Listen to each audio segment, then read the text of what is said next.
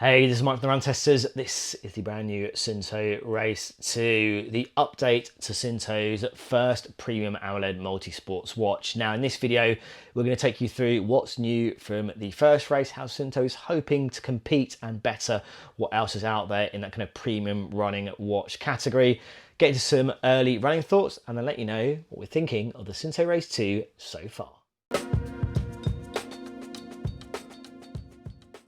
Okay, so let's cover those all-important bits about the new Suunto Race 2. Let's start with price, and it will cost £429 in the UK for the stainless steel version or £529 for the titanium model. That's a jump in price from the original Suunto Race. In terms of design, you have again the option of a stainless steel or titanium bezel with a similar size 49mm case, now hosting a larger 1.5-inch AMOLED display.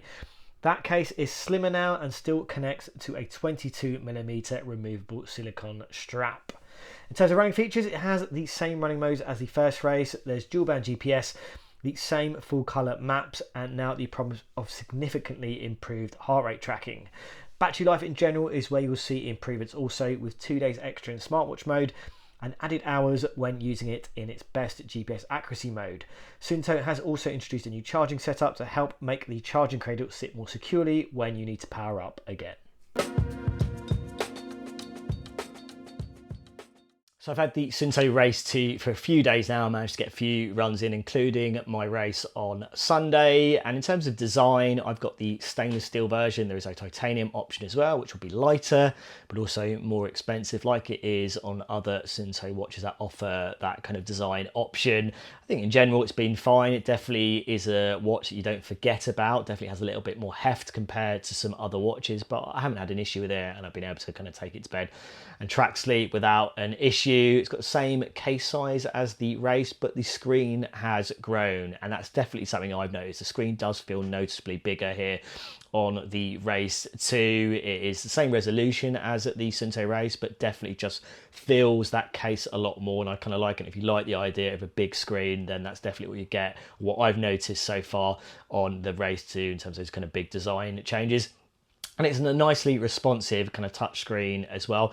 I definitely haven't seen some of the lag that I've seen previously on other Suunto AMOLED watches, particularly the Suunto Race. And generally, I just find that some of their watches, like the Suunto Run, can feel a little bit laggy, but definitely it feels a little bit slicker than I've seen on previous watches. That's definitely a big plus for me in terms of my kind of day-to-day experience, and also using it to track my runs. So into my running experiences so far. Now, I've had the Suunto Race 2 for long enough to do 3 runs with it. That includes my 10k race on Sunday, and all of those runs I also had the Garmin Chrono 970 on my other wrist, and that was paired to a Garmin heart rate monitor chest strap as well, particularly because Suunto says that we should expect some improvements on the heart rate performance on the Suunto Race 2 compared to the race. Now, I'll start with a little bit about what it's like to kind of interact with the watch. I think also the app as well.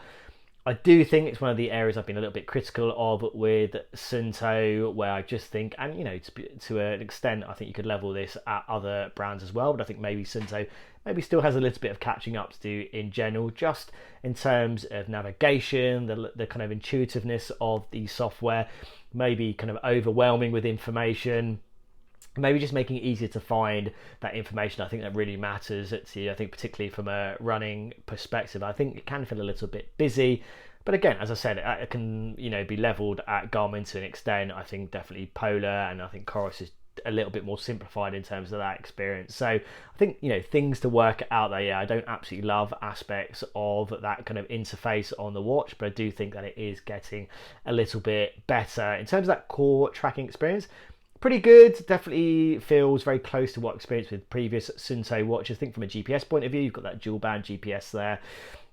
And Suunto definitely does deliver one of the best examples of that dual band kind of GPS technology, and I think that's kind of what I've seen in my time. I do think that having that kind of bigger display does help to kind of absorb that information a little bit better, so I do think that is a bit of a plus here on the Race 2. In terms of that kind of promised heart rate monitor kind of accuracy in terms of improvements there, I would say I'm not really seeing it just yet. You know, as I said, I've been wearing a heart rate monitor chest strap with the Garmin that I'm comparing it to. in that race test scenario particularly did feel a little off in terms of average readings, the kind of max readings as well. And looking at the graph, they didn't quite kind of match up with that chest strap. So I'm not sure I'm seeing that kind of massive improvement on the kind of heart rate monitor performance so far in terms of that kind of early testing. In terms of battery life is looking pretty good. Suunto is kind of promising improved battery life in terms of kind of day-to-day use, in terms of kind of GPS performance as well. And that's kind of what I've seen. And generally that has been a strength for Suunto with kind of moving into that kind of dual band GPS support, particularly compared to other brands, and that kind of battery drop off that you're seeing there. And I'm seeing it's looking pretty good overall in my testing so far. And day to day, I've only been using it with the raise to wake. I will move after this week to using it with the always on display. I always start with the raise to wake first. And generally the battery life, the drop off has looked okay. Doesn't feel like significantly bad really on that front. In terms of other things, in terms of analysis, those kind of training metrics, not a huge amount to glean from those few days of running just yet. And I do think that's, again, a little bit of a weakness for Suunto in terms of delivering that information on the watch. I think also delivering that information off the watch as well. So I'm kind of looking to see if there's any changes on that front in terms of that experience. But so far, it's not a huge amount to report. So yeah, solid experience so far. Maybe seeing some similar traits that I've seen it with the Suunto Race and other Suunto watches, but it's definitely some things that from a run tracking experience it looks pretty solid, and that's kind of what I've seen in my early days testing the Suunto Race 2. So some early thoughts on the Suunto Race 2, and after a few days of testing it feels like a pretty solid running watch so far. I like the fact that it is slimmer than the first race. You've got a bigger display there as well. Crucially, I think the performance of the software just feels a lot slicker, which has definitely been an issue in my experience with Suunto's watches in general, and concluding the Suunto Race. In terms of being an upgrade from the original, I think obviously you're getting a little bit of a boost in battery life along with that bigger display and that kind of slightly slimmer design, but that comes at kind of extra cost. It is more expensive than the original, which sat at a really kind of aggressive price point, and definitely made it a more kind of an easier option to kind of recommend over other premium AMOLED running watches. It's still cheaper than the Garmin Forerunner 970, the Polar Vantage V3. It's not as cheap as the Coros Pace Pro, and if you look at it from that point of view, obviously there's probably the Forerunner 570 in there as well, which it does offer more features compared to the 570. I think it really is, again, that whole package. Are you getting a better package for less money? And I think definitely there's a little bit of work to do, as I said, on that software front. In terms of delivering those features, those training features, that analysis, which I think that Garmin does better. I think Polar is getting better at as well on the watch as well, and is a little bit further ahead of Suunto on that front. Coros, the Pace Pro is cheaper and is definitely improving on that front and offers a lot of the similar features.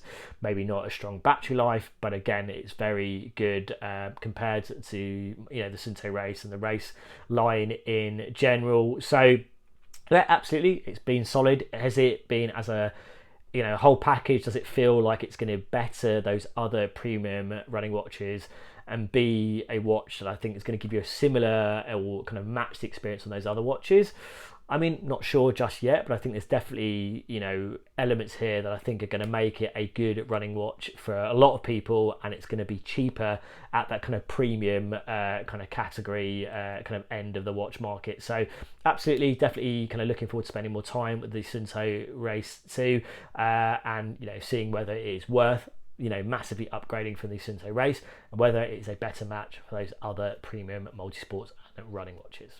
Okay, some early thoughts there on the Suunto Race 2, and obviously plenty more testing to do, and Nick will be joining us on the multi-tester review for this as well. Now in the meantime, if you've got any questions about the Race 2, other watches you desperately want to know how it compares to, do let us know in the comments. As always, like to subscribe, hit that little bell to find out about our latest videos, and yeah, we'll see you for the next Run Testers video.